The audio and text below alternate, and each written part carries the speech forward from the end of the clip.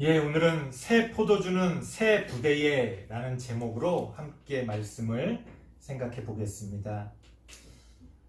우리가 살면서 어떤 많은 문제들을 이렇게 접하게 됩니다.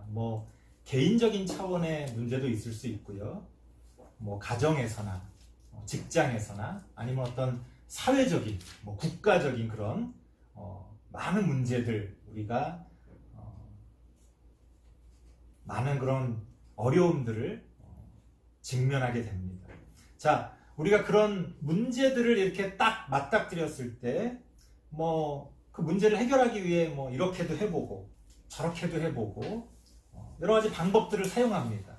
그런데 많은 것들을 시도하는데, 오랫동안 그 문제가 해결되지 않는다면, 우리는 그 문제 해결의 접근 방식이 잘못되지는 않았는지 살펴봐야 됩니다. 예를 들어서 어떤 그 문제가 근본적으로 이렇게 틀을 바꿔야 되는 문제인데 그 안에 들어있는 것들만 아무리 바꿔봐야 문제가 해결될 수가 없는 거죠. 이따가 결론 부분에서도 다시 말씀드리겠습니다만 우리가 항상 우리 사회에서 고민하는 어떤 교육 문제 같은 것도 마찬가지입니다. 근본적인 틀을 바꿔야 되는데 그냥 무슨 입시 제도, 시험 제도, 평가 제도 이런 것들을 조금 이렇게 하고 저렇게 하고 아무리 해봤자 사실은 금방 변질되고 왜곡되고 또 어떤 피할 구멍들을 또 발견해서 그것들을 그냥 아무 소용없게 만드는 일들이 지난 몇십 년 동안 계속 반복되지 않습니까? 그러니까 우리가 어떤 문제를 막 이렇게도 해보고 저렇게도 해보는데도 이게 될 것 같은데 이렇게 안 되지? 라고 할 때는 더 큰 틀에서 근본적인 어떤 시스템을 바꿔야 되는 경우가 훨씬 많이 있다는 겁니다. 예수님 당시에도 비슷한 문제가 있었던 것 같습니다. 당시 유대교는 율법이라고 하는 하나님이 주신 그 어떤 계명을 근간으로 해서 그 유대교가 이루어져 갔지요. 처음에는 작은 형태였지만 점점 더 이렇게 율법도 많아지면서 더 정교해지면서 어쨌든 그 율법이라고 하는 시스템을 통해서 그 유대교가 만들어져 갔고 어쨌든 오랫동안 그 이스라엘 백성들을 붙들어 줬습니다. 하지만 예수님 당시에 이르러서는 그 유대교가 더 이상 어떤 생명력을 가지지 못하게 됐다는 거예요. 생명력을 잃어버렸다는 겁니다. 사람들의 삶에 도움이 되기는커녕 오히려 썩은 냄새를 풍기며 사람들에게 해를 끼치는 그런 어떤 것이 돼버렸다는 겁니다. 이런 당시의 그 유대교의 모습에 대해서 예수님께서는 마태복음 여러 군데에서 다음과 같이 그 안타까운 상황을 묘사하고 계십니다. 마태복음 9장 36절에 보면 예수님께서 이렇게 말씀하십니다. 무리를 보시고 불쌍히 여기시니 이는 그들이 목자 없는 양과 같이 고생하며 기진함이라. 그러니까 그 유대교의 가르침이 더 이상 사람들을 이끄는 힘이 될 수가 없었다는 거예요. 소위 말해 리더십을 상실해버렸다는 겁니다. 그러한 힘을 잃어버렸다는 거예요. 그러니까 사람들이 그 유대교 안에서 길을 찾지 못하고 오히려 길을 잃어버리는 그런 안타까운 모습들을 보여줬다는 겁니다. 마태복음 11장 28절에서는 뭐라고 말씀하십니까? 당시에 그러한 율법의 짐을 지고 힘들어하는 사람들에 대해서 예수님께서 이렇게 말씀하십니다. 수고하고 무거운 짐진 자들아 다 내게로 오라. 내가 너희를 쉬게 하리라. 사람들을 더 가볍게 만들고 사람들을 행복하게 만들어야 할 율법이 오히려 사람들에게 짐이 되고 사람들에게 장애가 되고 그 사람들을 불행하게 만들었다는 겁니다. 그게 당시의 유대교가 사람들에게 끼치는 잘못된 영향력이었어요. 자, 이런 문제를 가운데 두고 당시의 종교 지도자들인 소위 말해 바리새인들과 사두개인들 이런 사람들을 세례 요한의 제자들이 비판을 하는 그런 대립구도가 당시에 형성되어져 있었습니다. 그래서 마태복음 3장 7절에 보면 세례 요한이 자신의 가르침을 듣기 위해 또 자신의 어떤 세례를 받기 위해 또 자기가 뭘 가르치는지 궁금해서 다가오는 그런 많은 바리새인들과 사두개인들에게 뭐라고 이야기하느냐 이렇게 이야기합니다. 요한이 많은 바리새인들과 사두개인들이 세례 베푸는 대로 오는 것을 보고 이르되 독사의 자식들아 누가 너희를 가르쳐 임박한 진노를 피하라 하더냐.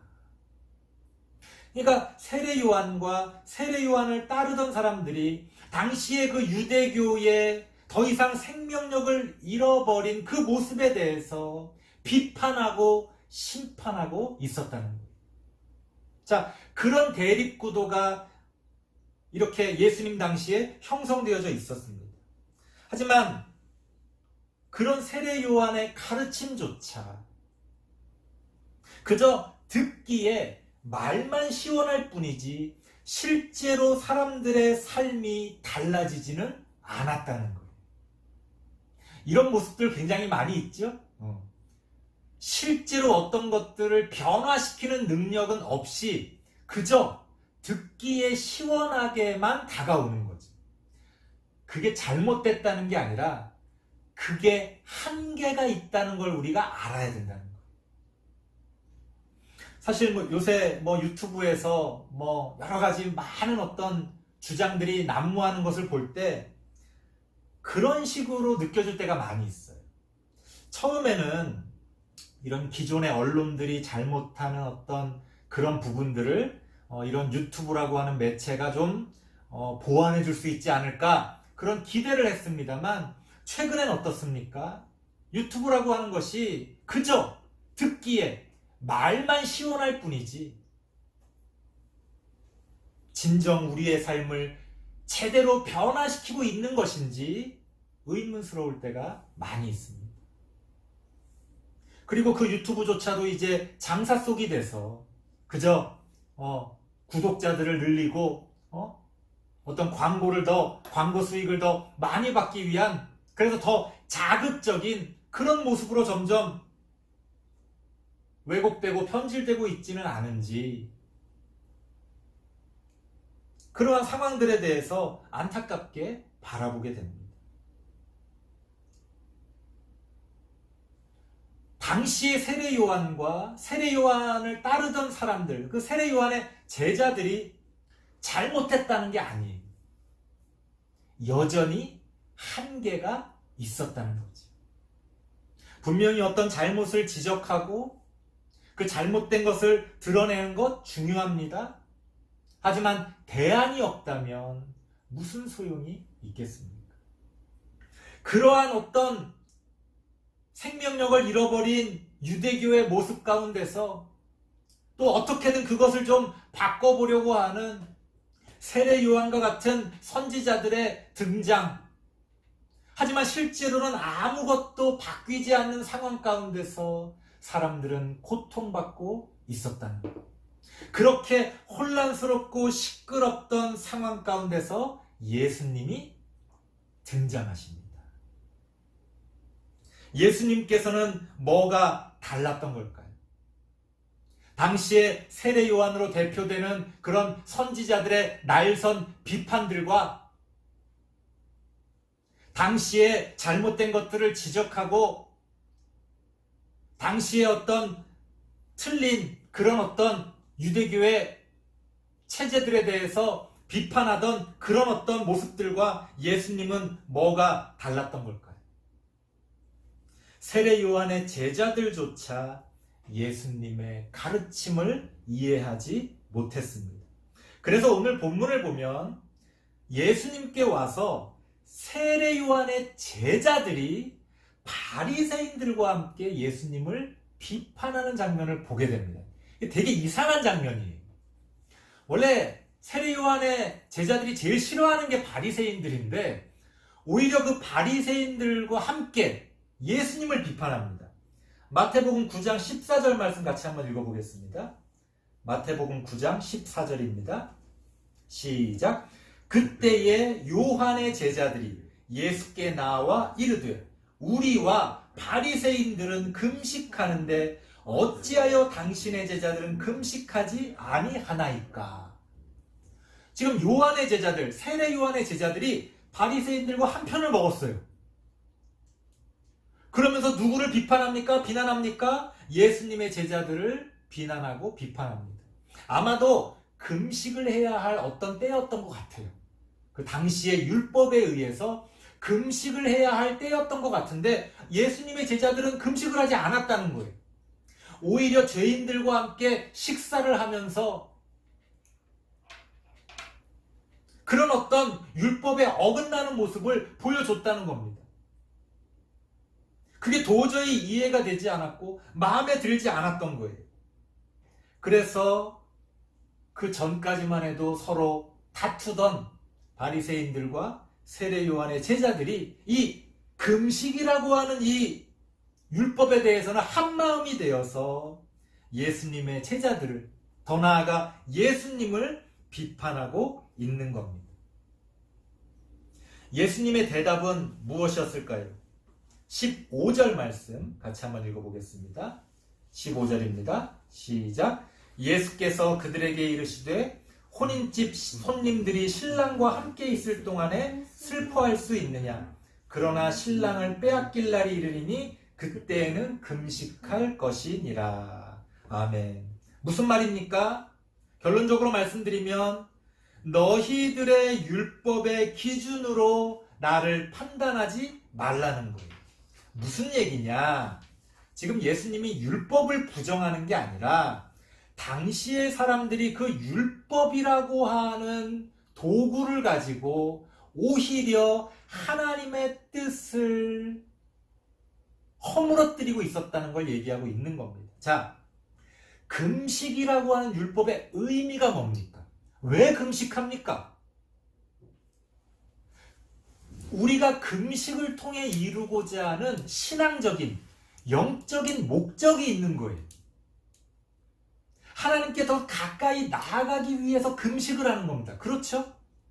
하지만 이 금식이라는 율법이 그저 그 금식 자체로서 힘을 발휘하기 시작한 거예요.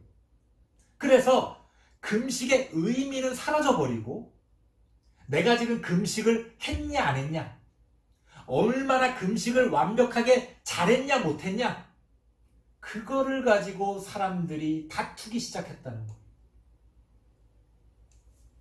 그러니까 본래 율법의 의미는 사라져버린 거지. 예수님께서는 지금 그걸 지적하고 계시는 겁니다. 그러면서 자신의 상황을 말씀하십니다. 물론 당시에 그 사람들은 전혀 이해하지 못했겠죠. 예수님께서 지금 뭘 말씀하고 계시는 겁니까? 우리는 알고 있죠. 이제 십자가의 죽음을 눈앞에 둔 상황에서 예수님께서는 자신이 메시아로서 이 예수님의 제자들과 함께 이 마지막이 될지도 모르는 그 식사를 나누며 함께 성도의 교제를 하고 있었다는 거예요. 그게 더 중요했다는 겁니다.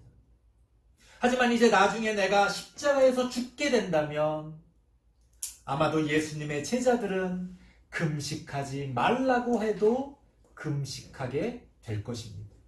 그때는 그 금식의 의미를 너무나 뼈저리게 느끼게 되겠죠. 그저 아무런 감동도 없이 금식을 했냐 안 했냐를 가지고 우쭐해하는, 정죄하는 그런 모습이 아니라 그 금식의 의미를 참으로 느끼면서 금식할 때가 올 것이다. 예수님께서는 그렇게 말씀하고 계시는 겁니다. 그러니까 당시의 바리새인들과 예수님의 제자들이 율법을 가운데 놓고 싸웠어요. 누가 더 잘 지키냐? 어떻게 이 율법을 지키는 게 옳은 것이냐? 이 율법을 어떻게 해석할 거냐 하면서 그 율법을 가운데 두고 싸웠지만 그 다툼은 아무런 선한 영향력도 만들어내지 못했습니다. 그저 자신들끼리의 다툼으로 끝나버렸어요. 예수님께서는 거기에 대해 너희가 틀렸다. 그렇게 율법을 붙들고 아무리 씨름을 해봐야 생명력을 잃어버린 그 율법이 너희를 구원하지 못할 것이다. 이렇게 말씀하고 계시는 겁니다. 이미 그 율법을 담고 있는 유대교라고 하는 그릇은 유효기간이 지나버렸다는 거예요. 그런데 여전히 사람들은 그 율법을, 그 유대교를 붙들고 싸우고 있는 거예요. 뭐 나름 그 안에 좋은 사람도 있고 나쁜 사람도 있죠. 하지만 무슨 의미가 있습니까? 결국 아무런 열매도 맺지 못하는, 도토리 키재기가 될 수밖에 없는 겁니다. 그러면서 예수님께서는 비유적으로 자신이 전하고자 하는 복음이 어떤 것인지, 자신이 전하고자 하는 하나님 나라의 가르침이 어떤 것인지를 우리에게 말씀해 주십니다. 16절, 17절 말씀을 보면 이런 비유를 드셔요. 16절에는 생배 조각을 낡은 옷에 붙이는 자가 없나니. 무슨 말이냐면 낡은 옷을 좀 기워서 입겠다고 새 옷감을 가지고 그 낡은 옷에다가 기우지 않는다는 거예요. 왜? 이미 그 헌 옷은 생명력을 잃어버렸기 때문에 거기다 새 옷감으로 아무리 덕지덕지 바느질을 해봐야 한번 빨면 오히려 그 새 옷감이 그 낡은 옷감을 끌어당겨서 오히려 옷을 더 못 입게 만들어 버린다는 겁니다. 그러면 새 옷감도 버리고 낡은 옷감은 뭐 더 이상 유지되지도 못하는, 양쪽을 다 망가뜨리는 그런 일들이 벌어진다라고 비유적으로 말씀해 주시는 겁니다. 비슷한 비유를 또 드십니다. 17절에 포도주와 부대의 비유를 드는데요. 새 포도주를 낡은 가죽 부대에 넣지 않는다는 거예요. 이제 포도주를 처음에 그 포도즙을 그 낡은 그 가죽 부대에 이렇게 넣게 되면 그 안에서 발효가 이렇게 일어납니다. 그래서 팽창이 일어나요. 그런데 만약 가죽 부대가 낡아서 그 새로운 그 포도즙의 그 어떤 생명력을 감당하지 못하면 가죽 부대가 터져버리는 일이 벌어지는 거예요. 그러면 새 포도주도 버리고 뭐 가죽 부대는 말할 것도 없이 쓸모없어지는 거지. 그러니까 새 포도주는 새 부대에 넣어야지, 새 포도주를 낡은 가죽 부대에 넣으려고 해봤자 이것도 저것도 안 되고 다 망친다, 그렇게 말씀하고 계시는 겁니다. 무슨 얘기입니까? 예수님이 가르쳐 주시고자 하는 그 복음, 예수님이 사람들에게 전하고자 했던 그 하나님 나라의 그 진리들, 그것들은 새 포도주라는 거예요. 그런데 그것을 유대교라고 하는 옛 그 그릇에, 그 오래된 낡은 가죽 부대에 넣게 되면 어떤 일이 벌어져요? 오히려 그 가죽 부대를 망가뜨리고 이 새로운 포도주조차도 버리게 된다는 겁니다. 그래서 예수님께서는 새 포도주를 우리에게 주시면서 새 부대가 필요함을 우리에게 역설적으로 말씀해주고 계시는 겁니다. 우리가 어떻게 바뀌어야 되느냐? 우리가 어떻게 바뀌어야 되는지 우리가 갖고 있는 것만을 붙들고 있으면요, 답이 나오질 않아요. 하지만 우리가 그 안에 무엇을 담아야 하느냐라는 것을 고민해 보면 답이 명확하죠. 오래된 낡은 가죽 부대는 버리고 새 부대를 준비해야 한다는 겁니다. 그래서 우리가 지금 믿고 있는 기독교의 역사가 시작된 거예요. 교회의 역사가 시작된 겁니다. 그 예수님의 가르침, 그 복음을 담을 만한 그릇이 되어질 수 있도록 옛 유대교라고 하는 그 낡은 가죽 부대는 버리고 그것을 담을 수 있는 새로운 신학과 새로운 교회의 틀을 예수님께서 만드시고 우리에게 허락하신 겁니다. 그렇게 기독교의 역사가, 교회의 역사가 시작된 겁니다. 새 포도주는 새 부대에 넣어야 한다. 이게 진리라는 거지. 안타까운 건 2000년 전에 초대교회 때 새 부대로 시작한 그 교회가 2000년이 지났잖아요.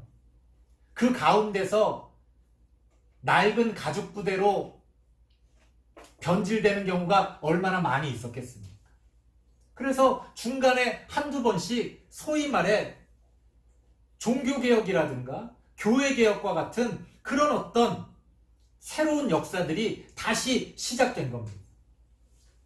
우리는 그 기독교 가운데서도 또 한 번 더 종교개혁이라고 하는 그 새로운 교회의 역사를 받아들인 후손들이죠. 그래서 우리는 기독교 가운데서도 개신교입니다. 그래서 유대교에서 기독교가 빠져나온 게 아니죠. 새로운 역사를 시작하고 이 기독교가 또 점점 낡은 가죽 부대가 되어 가잖아요. 거기서 다시 종교개혁을 통해 개신교라고 하는 그런 새로운 교회의 역사가 시작됩니다. 그래서 기독교 안에 소위 말해 천주교랑 개신교가 나눠지는 거죠. 그래서 우리는 그 개신교로서 또 한 번의 새로운 그 새 부대를 붙들고 하나님의 예수님을 통해 가르쳐 주신 그 복음을 새롭게 담아내기 위해 그 역사를 이끌어 왔던 겁니다. 그렇게 또 오랜 시간이 지났습니다. 제가 볼 때 지금은 다시 새 가죽 부대가 필요한 시기가 된 것 같아요. 이제 더 이상 우리가 알고 있는, 우리가 어릴 때부터 맛보았던 그런 어떤 교회의 부흥의 역사는 찾아보기가 어렵습니다. 오늘날 교회는, 교회의 신학은 생명력을 잃어버렸어요. 옛날처럼 막 이야기해도 이제는 아무도 아멘 하질 않아요. 억지로 목사가, 사실 이거는 이미 20년, 30년 전부터 낌새가 있었습니다. 목사가 아멘입니까? 아멘! 강요하는 것 자체가 이미 생명력을 잃어버렸다는 거죠. 생명력이 있다면 누가 강요하지 않아도 그 안에서 저절로 아멘이라고 화답하지 않겠습니까? 하지만 오늘날 우리의 가르침들은 더 이상 생명력을 갖고 있지 못합니다. 그래서 젊은이들이 교회를 떠나고 더 이상 어떤 신학을 우리가 믿는다라고 말할 수 없을 만큼 무질서한 그런 어떤 기독교 신앙의 모습을 보여주고 있습니다. 마치 2000년 전에 생명력을 잃어버렸던 유대교처럼 오늘날 우리도 이제는 낡은 가죽 부대가 되어 오히려 사람들에게 짐이 되고 있다는 겁니다. 오히려 사람들을 불행하게 만드는 그런 종교가 되어 버렸다는 겁니다.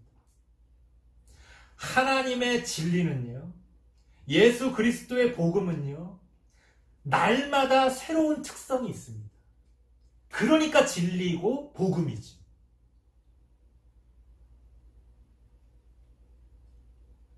날마다 새롭게 우리에게 다가오는 능력이 있어요. 그런데 그것을 받아내는 그릇이, 그것을 담아야 하는 부대가 낡아지고 깨어져 버렸다면 무슨 소용이 있겠습니까? 아무런 열매를 맺지 못하는 겁니다. 그래서요, 이게 단순히 어떤 하나님의 진리를, 예수 그리스도의 복음을 우리가 어떻게 잘 담아낼 것이냐라고 하는 신앙적인 차원뿐 아니라 이것이 우리의 삶 가운데서 확대되면요, 우리가 어떻게 이것이 확대되어지고 이제 이것을 하나님 나라라고 하는 거예요. 우리가 교회 안에서 교회 얘기만 하면 그건 하나님의 나라가 아닙니다. 나라라고 하는 것은 그 전체에 영향을 끼치는 거잖아요. 우리가 대한민국이라고 하는 국민 이렇게 했을 때 대한민국에서 어떤 법을 만들고 제도를 만들면 그게 저절로 그 안에 있는 모든 대한민국 국민에게 영향을 미치지 않습니까? 하나님의 나라라는 건 그렇게 실질적으로 우리의 삶에 영향을 미치는 것을 얘기하는 거예요. 자, 그렇다면 이 복음이 오늘날 우리 교회의 신학과 이 교회의 틀을 바꿔야 할 이유가 되는 것처럼 오늘날 우리의 삶 가운데서도요, 우리의 현실의 삶이 있잖아요. 우리의 어떤 현실의 문제가 있잖아요. 그것을 얼마나 잘 담아낼 수 있느냐에 따라 새로운 부대가 필요하다는 거예요. 아까 교육 얘기했죠? 왜 오늘날 교육이 문제입니까?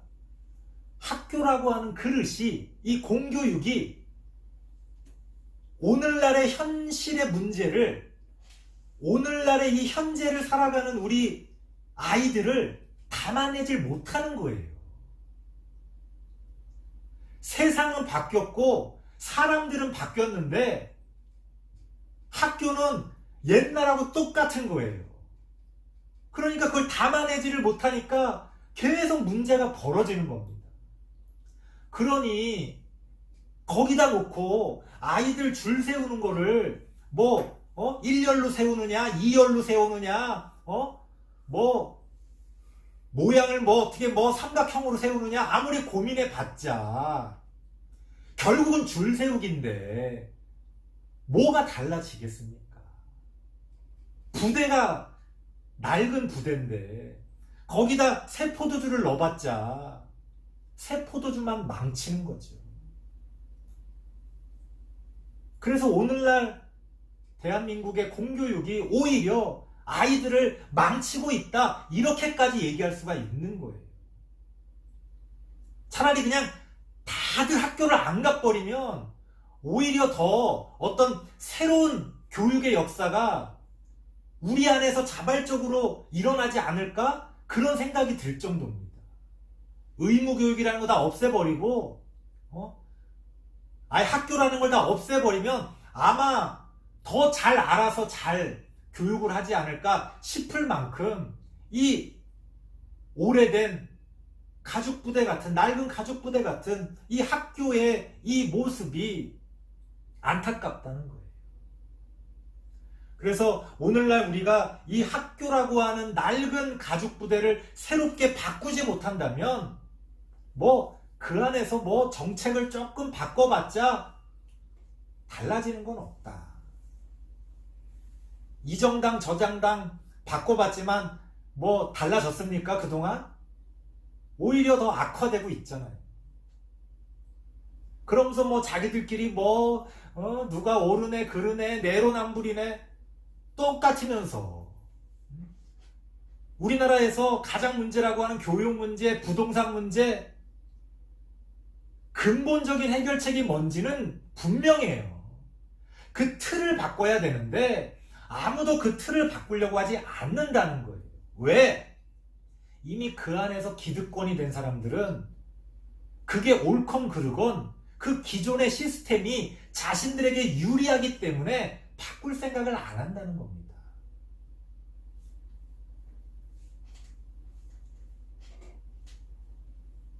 안타까운 건 그 기득권에 들지도 못하는 사람들이 어리석게도 그 기득권이 되고 싶은 마음에 그 현실의 그러한 분명한 문제들에 대해서 거부하지 못하고 어쩔 수 없이 거기에 아둥바둥 따라갈 수밖에 없는 이러한 현실이 너무나 안타까운 거죠. 그뿐입니까? 직업이라고 하는 부분에 있어서도 과연 오늘날 기존의 직업들이 이 새로운 시대를 담아낼 만한 그릇이 되고 있느냐? 아니라는 거죠. 그러니까 여러분들이 옛날 관점으로 우리 애들이 뭘 먹고 살아야 되나? 여러분이 머릿속에 떠올리는 그 직업이 몇 개나 됩니까? 그런 걸로 아이들을 판단하면 답이 나오질 않아요. 기존에 한 10개, 20개, 기껏해야 몇십 개 되는 그런 직업들을 가지고 야, 대학을 어느 과를 가서 어느 직업을 가지면 좋지, 아무리 애들을 거기에 끼워 맞춰 봐야 거기에 안 맞는 애들이 나오잖아요. 얼마나 많이 나옵니까? 그럼 그 아이들이 실패자입니까? 그 기존의 직업이 잘못된 겁니까? 뭐 직장이라든가 사업이라든가 모든 분야가 다 마찬가지입니다. 우리의 현실의 삶, 현실의 문제를 담아낼 수 없다면 그건 더 이상 생명력이 없는 낡은 가죽 부대일 뿐이라는 거죠. 그렇기 때문에 우리는 본질적이지 않은 문제를 붙들고 씨름하며 시간을 낭비할 것이 아니라 새 부대를 준비할 수가 있어야 한다. 우리 교회 안에서도, 우리 사회 안에서도, 국가적으로도, 전 세계적으로도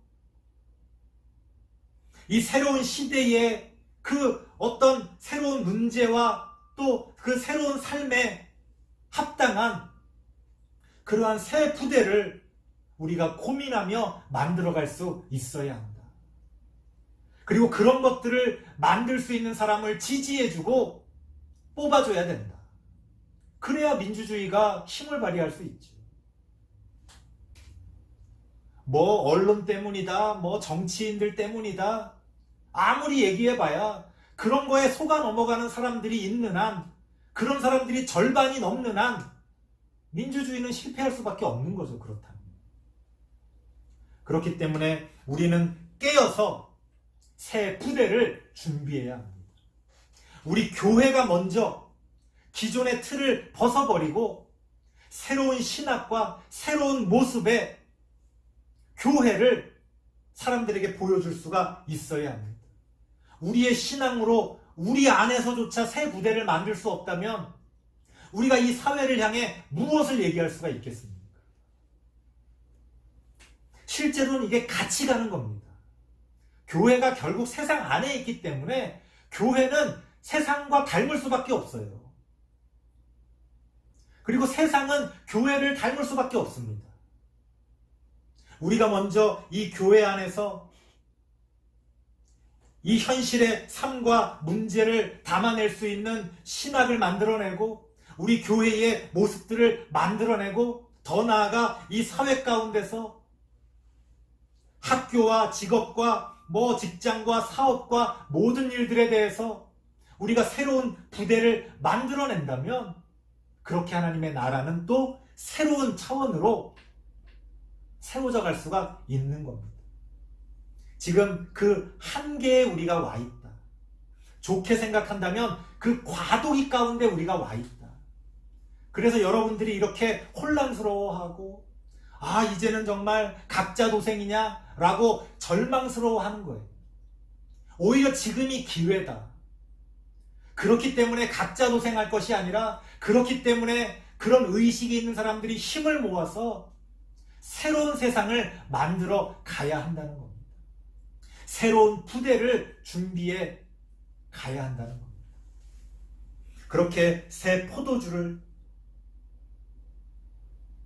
맞이하며 새 부대를 준비해야 하는 우리 모든 성도님들 되시길 바랍니다.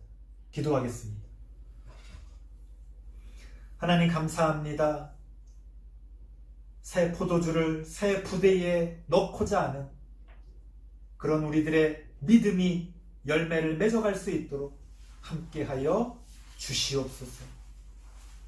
먼저 우리가 새 포도주를 하나님 안에서 붙들게 하시고 그 새 포도주를 담아낼 수 있는 새 부대를 준비해 갈 때에 우리가 그렇게 하나님의 뜻을 받들므로 하나님의 역사를, 하나님의 나라를 세워갈 수 있도록 하나님 인도하여 주시옵소서.